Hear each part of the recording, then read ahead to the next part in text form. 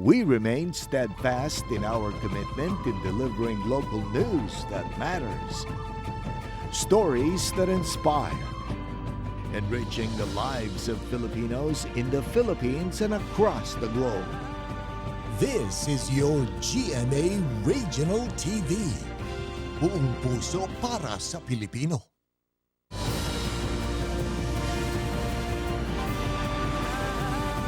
Ito ang GMA Regional TV, One Mindanao.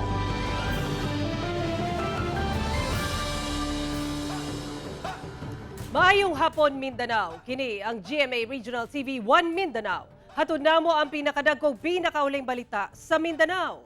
Ako si Sara Hilomen Velasco. Live gikan dinhi sa GMA Davao Complex. Cyril Chavez, live gikan dinhi sa GMA Cagayan de Oro Station. Efren Mamak live desde aquí na GMA Zamboanga Station. Kasado na matud pa ang citywide transport strike nga ipahigayon sa grupong Transmission Piston sa Davao City ugmang adlaw December 27. Samtang LTFRB ug City Transport and Traffic Management Office nangandam na sab og mga bus ug galing daghang mga commuter ang mas stranded sa kadalanan sa syudad. Ani report ni Argil Relator. 80% matud pa sa mga pampasaherong jeep sa Davao City ang nakatakdang mosalmot sa citywide transport strike ugmang adlaw December 27 sa Davao City sumala sa grupong Transmission Piston. Kinisubay gihapon sa ilang pagbabag sa pagpatuman sa PUV Modernization Program. Sumala sa grupo, doon na sila gipangduulan nga kooperatiba nga may kumpirma nga moapil sa tigil pasada. Apan aminado sila nga dunay dili mo suporta sa maong lakang.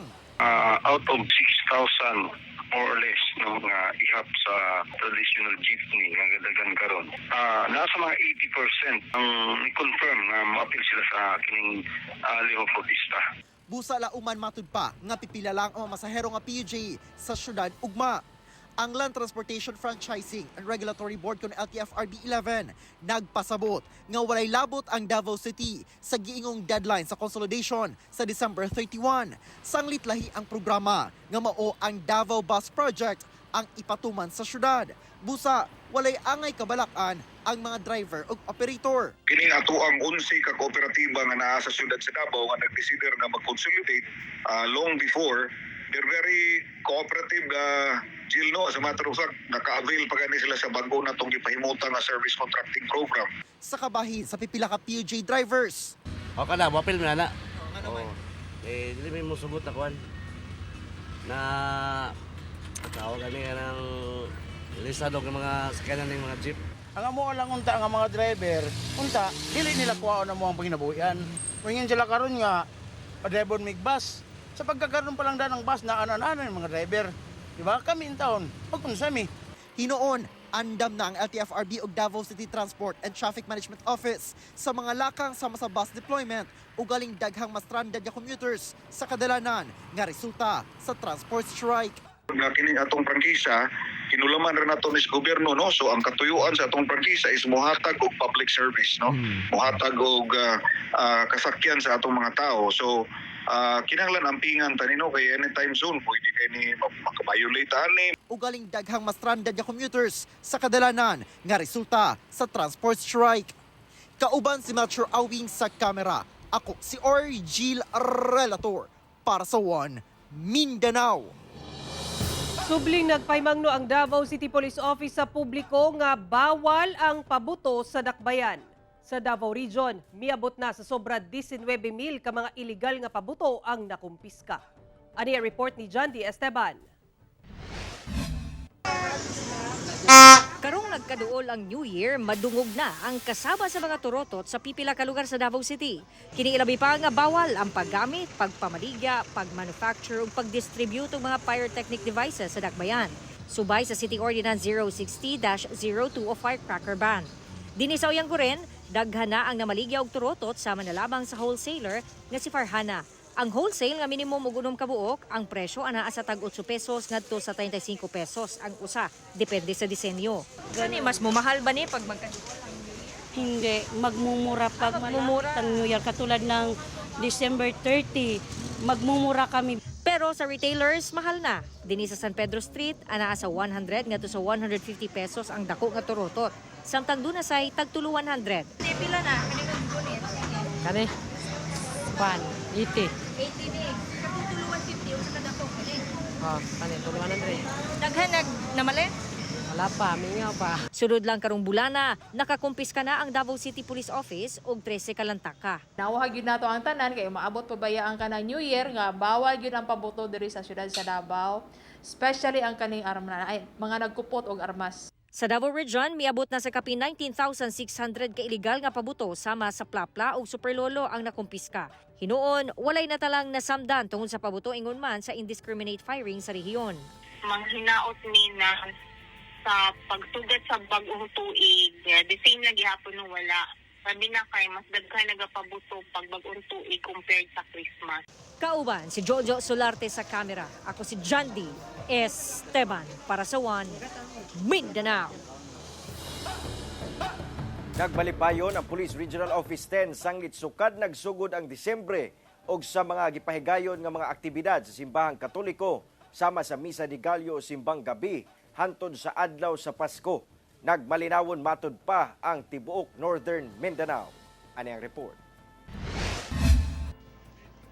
Gikalipay sa Police Regional Office 10, sanglit generally peaceful matud pa ang nahitabong unang parte sa mga selebrasyon karong bulan sa Disyembre ug hinapos sa tuig 2023.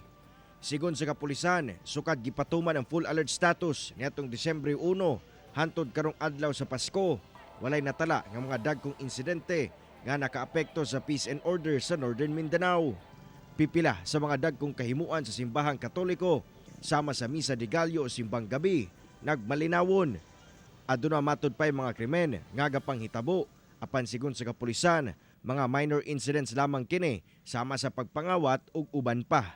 Ang kini nga kalampusan society dili lang kini kalampusan no sa security measures kay patuman sa ato ang kapulisan but is the kalampusan kini natong tanan. Karon sanglit nagsing-abot na sab ang pagsugat sa bag-ong tuig 2024. Magpadayon gyapon ang paningkamot sa kapulisan aron mamintinar ang kalinaw. Alerto gyapon kuno ang ilang mga personahe ug magpadayon ang deployment nila sa mga lugar nga dagsaon sa tao. Gipay mangnuan sab nila ang kapulisan sa rehiyon nga likayan ang indiscriminate firing atol sa pagsugat sa bag-ong tuig. Sanglit mag-atubang gayud sila og silot. To be vigilant at all times no alerto kita ikato i-lower down ang ato ang mga guards as to our enforcement sa mga balaod and kaning ato ang mga target hardening measures sa ato ang AUR padayon ang ato ang koordinasyon with other law enforcement agencies no. Kauban si Makoy Sempron sa kamera. Ako si Cyril Chavez para sa One Mindanao. 5 ang patay ato sa engkwentro tali duha ka grupo sa Pikit, Cotabato. Dugang detalye sa report ni Justoni Humamil. 5 ka patayng lawas ang napalgan sa sitio Idzap, Barangay Lagundi, sakop sa SJE Barm sa Pikit, Cotabato, pasado alas 3 sa hapon nitong Sabado. Kini humanag ka engkwentro ang grupo nila ni Barangay Chairman Sindato Karim o grupo sa Basit Nando alias Abu Sabaya. Sa investigasyon, samtang adunay giayo sa kalsada ang grupo ni Barangay Chairman Sindato Karim sa sitio Idzap sa maong barangay. Kalit lang kuno silang gipaarakan sa mga armadong kalalakihan. Nailang namatay nga sila si Samin Nawal Salik o sa kamiyembro sa Barangay Peacekeeping Action Team o BIPAT ug Malik Nawal Karim samdan sab ang laing tulo pa ka mga lalaki nga pulos miyembro sab sa BIPAT. Nasuta nga ang maong mga suspect mga tauhan matud pa ni Basit Nando o alias Abu Sabaya. Human sa engkwentro patay sab ang mga suspect nga gilang sila si Kina Abdila, Omar Abdila ug alias Kandila. Itong grupo niya alias Abu Sabaya, pinagbaba rin no, itong grupo ni Barangay Chairman kung saan sanhi no ng pagpapalitan no ng putok ng dalawang grupo. Personal nga bangi ang ginalantaw nga motibo sa otoridad sa maong hitabo para yung investigasyon sa insidente. Itong dalawang grupo na ito is matagal nang may palitan o may mga hidwaan no sa isa't isa na kung saan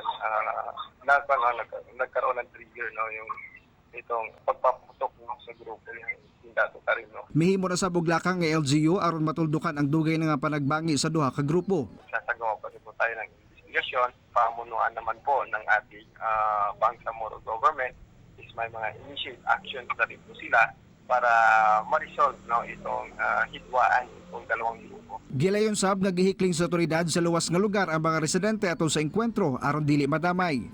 Ako si Jess Tony Humamil para sa One Mindanao.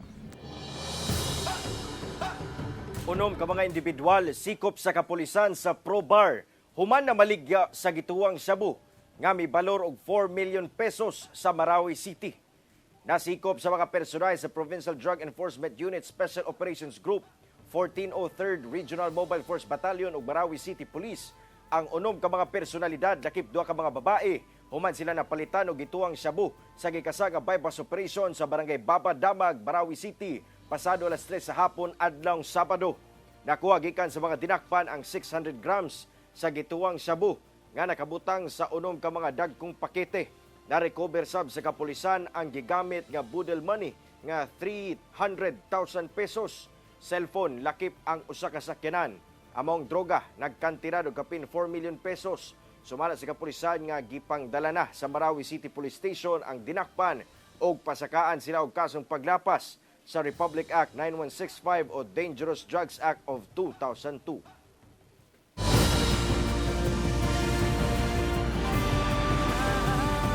Ito ang GMA Regional TV, One Mindanao.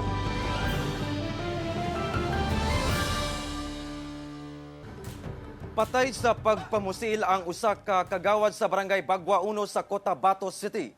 Doon na gimugna nga Special Investigation Task Group sa maong kaso. Ano ang report ni Abby Caballero?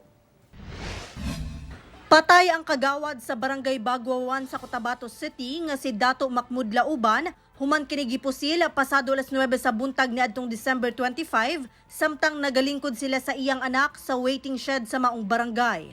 Samdan kini sa dughan ug tiyan. Nadala pa sa ospital ang biktima apan namatay gihapon pasado alas 10 sa buntag sa samang adlaw. Duha matud pa kalalaki nga nakamotor ang responsable sa krimen. Dili sab mailahan sa anak sa biktima ang maong mga lalaki sanglit nakatabon matud pa ang ilang nawong. Bigla pong itomatik na armadong kalalaki at pinagbabaril po yung biktima. Nakabalot yung mukha covered siya ng mask, mata lang yung nakalabas at nakasombrero parehas. Daling gilubong sa samang adlaw ang biktima subay sa tradisyong Islam. Samtang nagmugna na og Special Investigation Task Group kun SITG Lauban ang Cotabato City Police Office nga motutok sa kaso. Dito sa pag-create namin ng SITG, lahat po ng anggulo titignan namin posibleng may kinalaman sa trabaho niya bilang kagawad or pwede rin siyang personal. Ako si Abby Caballero para sa One Mindanao. Usa ka 40 anyos nga lalaki ang ipusil patay sa Isabela City, Basilan niadtong adlaw sa Pasko. Samtang laing pagpamusil sab ang naitabo sa Pagadian City niadtong bisperas sa Pasko. Ano ang report ni Chris Sadapitan? Patay diha-diha dayon ang usa ka aktibong miyembro sa Philippine Marines nga si Marvin Maron Dimaya, 40 anyos. Human kini gipusil patay sa barangay Tabuk, Isabela City, Basilan samtang nagmaneho sa iyang pedicab niadtong adlaw sa Pasko. Matud sa kapulisan, gikan matud pa sa party ang biktima nga gipahigayon sa balay niini ug ihatod na unta niya ang iyang banay pauli sa ilang panimalay dihang nahitabo ang insidente. Initially, ma'am, baka daw may third party involved doon. Pero yun na nga, ma'am, hinivalidated yung suspect according sa information na naibigay ng mga witnesses. Nag-abang doon, ma'am, sa area. Kasi may ham doon sa daan, nag-slow down siya. Nilapitan ng suspect, binaril sa likod. Na-recover sa crime scene ang usa ka basyo sa bala sa kalibre 45. Nakahiagom ang biktima og samad pinusilan sa likod nga bahin sa liog niini. Ang biktima, matud pa, na destino sa Maguindanao ug nakatakda unta kining mobalik Disyembre 27 niining tuiga. Padayon pang ginapangita ang suspitsado aron masuta ang hinungdan sa krimen.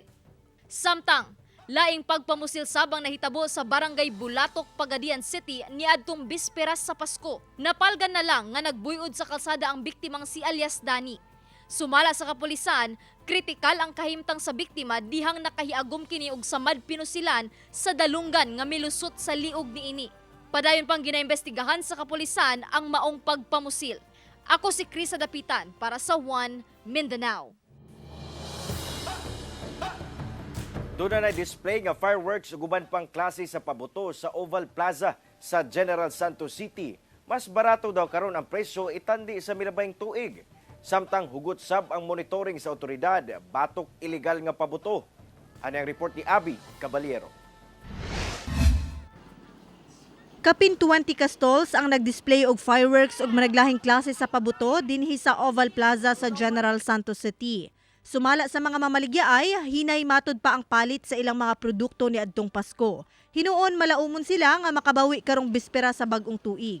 Itandi ni adtong milabayng tuig, miubos og 10 pesos ngadto sa 150 pesos ang presyo sa pabuto karong tuiga depende sa klase. Ang sparkler mapalit sa 70 to 100 pesos. Ang fountain 40 pesos to 1,000 pesos. Ang quitis mapalit sa 150 to 300 pesos ang pulo ka stick. Samtang ang fireworks anaa sa 800 pesos to 20,000 pesos. Medyo matumal ma'am, di kumpara yung dati last year, medyo malakas yung binta namin. Sana itong darating na 31 makabinta kami para makabawi kami naman sa capital saka yung renta namin dito.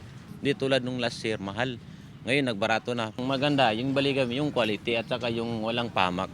Apan padayong pahinumdum sa otoridad nga ginabawal gayod ang paggamit og ilegal nga pabuto. Sa dato sa DOH-12 niadtong December 21 to 25, unom ang natalang samdan tungod sa ilegal nga pabuto sa rehiyon sama sa 5-star, boga, whistle bomb ug triangle. Sagad matod kanila na samdan ang kamot. Hinuon, minor injury lang ang naangkon sa mga biktima.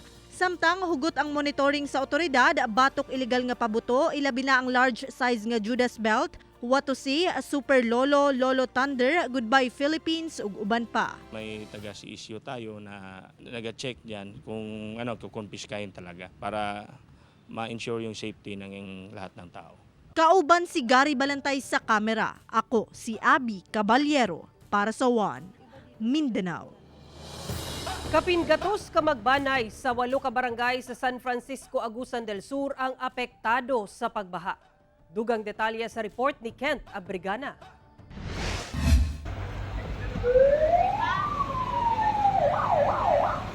Daw nahimo ng sapa kining kadalanan sa poblasyon San Francisco, Agusan del Sur atol sa nasinating kusog nga ulan adlawng Lunes. Palisuray-sab ang pagtabok sa mga sakyanan tungod sa taas nga level sa tubig. Ano yung sitwasyon sa atong Central Island karon? Atong rescue Ang ubang establishmento gisulod na og tubig baha. Kining usa ka convenience store nalubog na sa tubig baha ang ubang produkto. Matod sa MDRRMO San Francisco, 8 ka barangay ang apektado sa baha. Labing naapektuhan ang barangay poblasyon. Una nang gipaubos sa state of calamity ang lungsod dala sa epekto sa bagyong Kabayan. Wala pa nato gili sir kay tungod sa kinilaging panahon nga wala pa takakuan og kanang maayong panahon kay dinhi man jud sa San Francisco, Agusan del Sur sir. Catch basin man jud ni sa mga tubig baha sir, especially din sa mga uptown nga mga munisipyo, so ang tubig nila paingon pud dinhi sa amoa. Tungod niini, nagpaygayon og forced evacuation ang otoridad sa mga apektado nga lugar. Sa tala sa MDRRMO, miabot sa 145 ka magbanay ang gihiklin tungod sa baha. Ang uban, temporaryong nagtinir sa upat ka evacuation area sa lugar. Samtang duna say anaa sa Municipal Evacuation Center, nagpangapod-apod na usab og hinabang ang LGU San Francisco ngadto sa mga naapektuhan sa baha. Hinuon duna nay mga mibakwit nga nanguli na sa ilang mga panimalay dihang mihubas na ang tubig baha. Sumala sa pag-asa, nakasinati og mga pag-ulan ng dakong bahin sa Mindanao tungod na sab sa epekto sa easterlies o localized thunderstorms. Ako si Kent Abrigana para sa One Mindanao.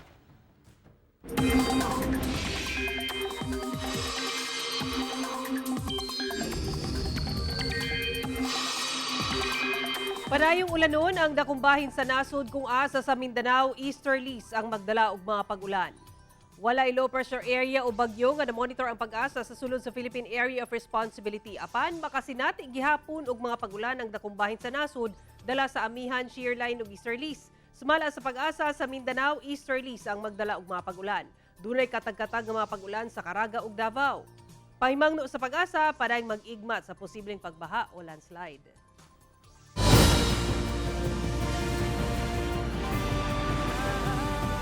Ito ang GMA Regional TV, One Mindanao.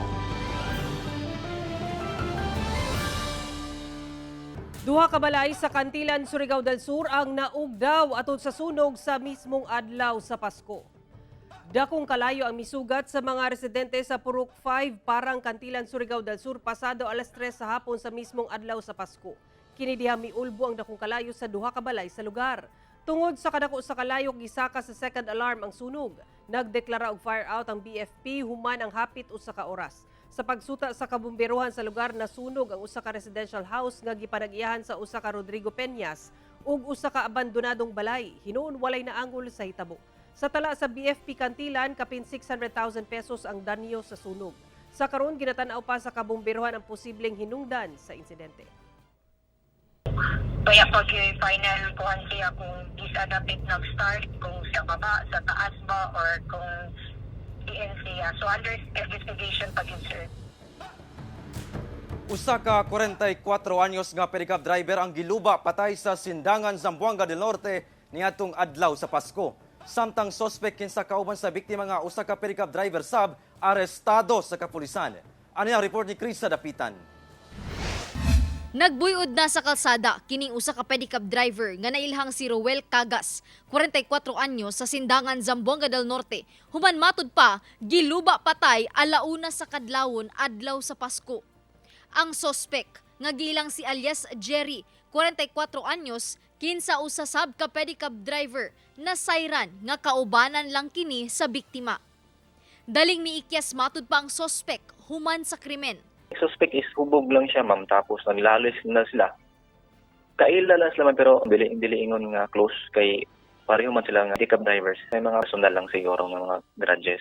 Hinoon, pasado alas 9 sa buntag sa susamang adlaw, nasikop sa kapulisan ang sospek pinaagi sa hot pursuit operation. Gilayong gipaubos na sa inquest proceeding ang sospek kinsa mag-atubang og kasong homicide. Taliwala sa maong panghitabo, sumala sa kapulisan, nagpabiling malinawon og hapsay ang pagsaulog sa kapaskuhan sa maong lungsod. Apan padayon ang ilang hugot nga pagbantay sa seguridad sa lungsod, ilabi na sa kasaulugan sa bag-ong tuig. Hindi lang mapalabig inom, mga fictive guardians, ilang limanon mga yung ilang mga anak nila, mga minors, di pa hugutan yun ang mga police presence. Places of convergence. Ako si Chris sa Dapitan para sa One Mindanao. Nahimong grand winner ang Magallanes Elementary School Drum and Lyre Corps sa Davao City sa Banda Dasig 2023 nga kabahin sa mga aktibidad sa Pasko Fiesta sa Davao 2023. Samtang dunay tebag Enchanted Christmas ang grand winner nga float sa parada sa Pasko. Ano yung report ni Argel, relator.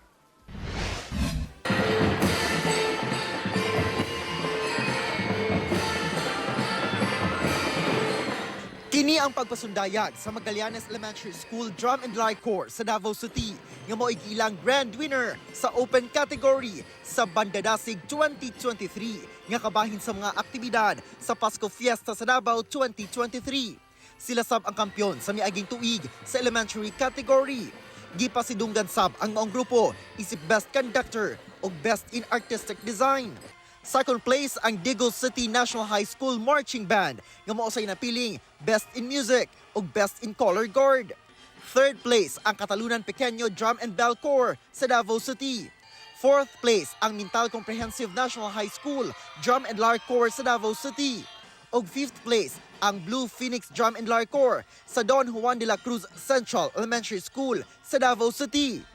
Sa panindutay sa Christmas-themed floats atol sa parada sa Pasko, grand winner ang float nga dunay tamang Enchanted Christmas. Second place ang Nativity Float ug third place ang float nga dunay tamang Toy and Candyland Christmas. Nakadawat og 500,000 pesos ang grand winners sa duha ka kompetisyon, samtang 300,000 pesos ang second place ug 200,000 pesos ang third place. Magpadayon ang mga aktibidad sa Pasko Fiesta sa Davao 2023 hangtod sa December 31 dungan sa pagsugat sa bag-ong tuig. Kauban si Melchor Awing sa kamera. Ako si Argel, relator para sa One Mindanao. Nakatala ang Zamboanga City Medical Center og usa ka kaso sa nabuthan og boga atol sa adlaw sa Pasko. Samtang gipaniguro sab sa ospital nga magpabilin kining andam alang sa pagtagad sa firecracker-related injuries ilabi na karong New Year's Eve. Ani ang dugang detalye. Gibutyag sa Zamboanga City Medical Center nga usa ka 26 anyos nga pasyente nga taga Barangay Mampang, Zamboanga City ang nadala sa maong ospital human nabuthan og improvised gas gun o boga sa mata atol sa adlaw sa Pasko. Matud sa ZZMC, andam na ang ilang emergency room ug operation center alang sa mga posibleng mabiktima sa mga pabuto ilabi na sa pagsugat sa bagong tuig. 24 oras sab naka-standby ang ilang mga duty doctors. We don't have problems as to the medicines and supplies po na available po yan sa atin sa ER. Beginning December 21 onwards po, nakamonitor na rin po yan tayo ng census for possible firecrackers-related injury. Apan kamatikdan kini mga itlog nga ana sa minor procedure room sa ospital. Sumala sa ZZMC, first aid kini alang sa mga pasyente nga nakakaon og watusi og ubang caustic agents. Makatabang matud pa ang puti sa itlog nga ipakaon sa pasyente aron magawas niini ang natulon nga pabuto o uban pa. Ito ay for first aid, no, in case of mga swallowing, chemical swallowing. So depende rin po yun sa chemicals kung ano po yung pwede lang paggamitan ng itlog. Apan abiso sa ZZMC nga gilayong dalahon sa ospital kung makatulon og pabuto. Ang residente nga si Jomar Ondeno, mangita na lang daw og laing paagi sa pagsaba-saba karong bagong tuig aron malikay sa aksidente. Kumikon din na yung kere yun. Si, para kumpre ka lang sina, kumpre lang yung kumita ko nila. Sina, mapunsin na motor, sina. Okay, kal kumigo, kasi pagpukal mga deantel sila mga kasirola, kaldero. So, kahit po listed na yung ban about sa firecrackers, pero sana po maging responsible tayo sa paggamit ng mga paputok or marami naman pong ibang paraan para magsaya. Kauban si Sim Romero sa kamera, ako si Efren Mamak. Para sa One Mindanao. Mga kapuso, unom kaadlaw na lang, bagong tuig na. O kanto ang mga uling balita sa Mindanao karong adlaw. Mamahimo ninyo kining makita pag-usab pinaagi sa pagbisita sa official website sa GMA Regional TV o bisitaha ang among official YouTube channel o i-click ang subscribe button para sa pinakaulahing balita. Muchísimas gracias sa atong mga kapuso sa Mindanao nga nagalantaw kanamo og sa atong mga kapuso abroad. Padayon lang sa pagtutok sa mga lokal nga balita matag adlaw tungod sa GMA Regional TV Local News Matters. Kami ang GMA Regional TV 1 Mindanao, tibok pwersa para sa mas dakumisyon ug mas halapad nga pagserbisyo sa nasod.